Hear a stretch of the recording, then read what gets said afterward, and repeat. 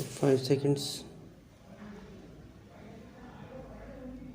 Furthermore, there is a birth certificate issued by the Gram Panchayat Bhind, Madhya Pradesh, which indicates the date of birth of the petitioner as 5th January 1982 and not 1st January 1982 as recorded in the school certificate referred to above. The entry in the records of the Gram Panchayat Bhind, Madhya Pradesh also do not appear to be contemporaneous, and the certificate has been issued in the year 2017. However, as pointed out by learned counsel appearing on behalf of the petitioner, that the Sessions Court has recorded the age of the petitioner as 16 years, 9 months and 19 days. The petitioner has been in actual custody for over 3 years. The 2000 Act has been repealed and replaced by the Juvenile Justice, Care and Protection of Children Act 2015. Section 21 of the 2015 Act provides that order that may not be passed against a child in conflict with law. No child in conflict with law shall be sentenced to death or for life imprisonment within the possibility of release for any such offence, either under the provisions of this Act or under the provisions of the Indian Penal Code or any other law for the time being in force, considering that the trial court has recorded the age of the petitioner as 16 years and old and has been in actual custody in exercise of 3 years, which is the maximum for a juvenile, we deem it appropriate to grant the petitioner interim bail on such terms and conditions as may be imposed by the Session Court.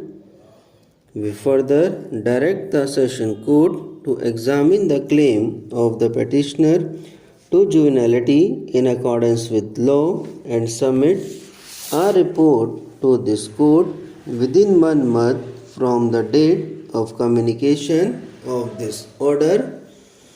The concerned Sessions Court shall be entitled to examine the authenticity and genuineness of the documents sought to be relied upon by the petitioner, considering that the documents do not appear to be contemporaneous. In the event the documents are found to be questionable, it will be open to the Sessions Court to have the petitioner medically examined by taking an ossification test or any other modern recognized method of age determination. The aforesaid order passed by the coordinate bench has been relied upon by the learned counsel appearing for the same, straight to fortify his submission to their petition in the court. In regard to the juvenility of the writ application requires consideration, the same should be by the Session Court, that is the court which had originally tried the writ applicant for the alleged offence. In such circumstances referred to above, the learned counsel appearing for the state prays that let the Sessions Court look into the certificate issued by the medical board, including the family register, more particularly its authenticity and genuineness, Having heard the learned counsel appearing for the parties and having gone through the materials on record, the only question that falls for our consideration is that whether we should ask the session courts to examine the authenticity and genuineness of the documents sought to be relied upon of being a juvenile on the date of the commission of the alleged offence in the year 1982, and also subject the convict to further ossification tests. The first and the foremost issue that arises for our consideration in this writ petition is in regard to the applicability of the provisions of the Juvenile Justice, Care and Protection of Children Act 2000. In the aforesaid context, we must first look into the relevant dates as 1. The date of the incident is 10 September 1982. Thus, on the date of incident, even the Juvenile Justice Act 1986 was not in force. What was in force was the Children Act 1960. The Children Act 1960 was a beneficial legislation enacted to take care of the delinquent and neglected children. Under the said act, a child meant a person who had not attained the age of 16 years in the case of a boy or 18 years age in the case of a girl.